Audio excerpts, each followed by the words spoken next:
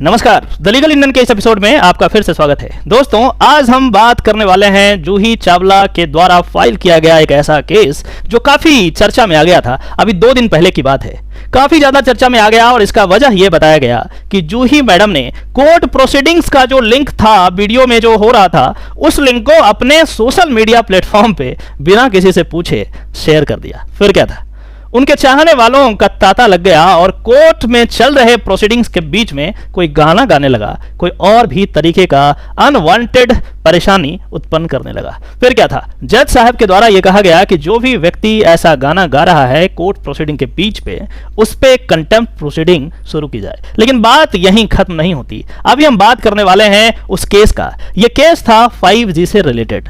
ऐसा मानना था मैडम जूही चावला का, जो कि एक इन्वायरमेंटलिस्ट अब हैं। उनका यह मानना था कि ये जो 5G आ रहा है और इसके कारण कई सारे रेडिएशंस हो रहे हैं, कई सारी परेशानियां हो रही है, जिससे ह्यूमन लाइफ को डेंजर है।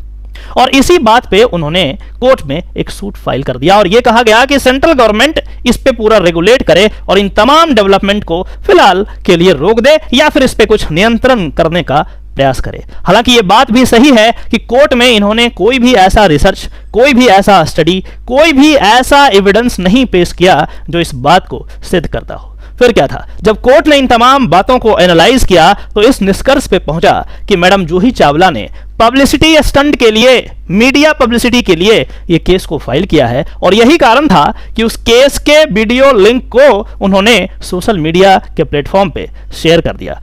पूरे मामला को लीगली देखने के बाद कोर्ट यह निष्कर्ष पे पहुंचा कि यह जो फाइल किया गया है सूट, ये बेबुनियाद है, फ्रिवलेस है, वैक्सियस है और इसीलिए प्लेंटिफ्स पे 20 लाख अमाउंट का कॉस्ट लगाया जाए और 1 सप्ताह का समय दिया गया कि विद इन 1 वीक आपको 20 लाख का जो फाइन लगाया गया है वो आप कोर्ट के रजिस्ट्री में जमा कर दें। साथ के साथ जज साहब ने यह भी आदेश दिया कि ये जो 20 लाख दिया जाएगा वो उनके लिए यूज होगा जो विक्टिम्स हैं रोड एक्सीडेंट में, और डालसा को दे दिया जाएगा और वहां पे ये पैसे को यूज करेंगे। कोर्ट ने बड़े साफ शब्दों में ये कहा कि it appears plaintiffs have filed this suit for publicity which is clear by the plaintiff one sharing link of the hearing on the social media which led to multiple disruption in the hearing। और इसके बाद court ने इस case को खारिज कर दिया। इस पूरे प्रकरण से हमें 2-3 बातें जरूर सीखनी चाहिए। पहली तो यह है कि हमें कभी भी झूठी केस नहीं करनी चाहिए। किसी भी तरीके से यदि आप झूठा केस कोर्ट में करते हैं, जाहिर सी बात है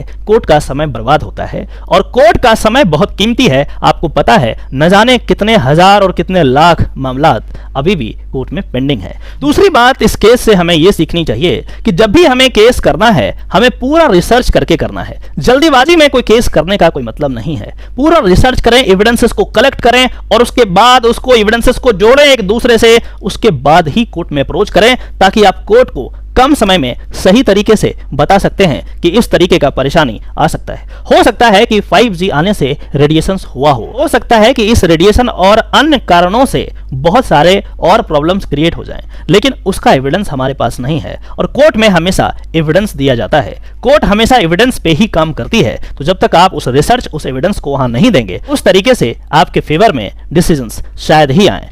आशा करता हूं कि इस वीडियो से आपने जरूर कुछ नया सीखा होगा। यदि कुछ नया सीखा है तो नीचे सब्सक्राइब का बटन है, आप हिट कर सकते हैं ताकि इसी तरीके का लीगल ऑथेंटिक जानकारी आपके डोरस्टेप तक मैं पहुंचाता रहूं। चलिए फिर से मिलते हैं किसी और टॉपिक में। नमस्कार।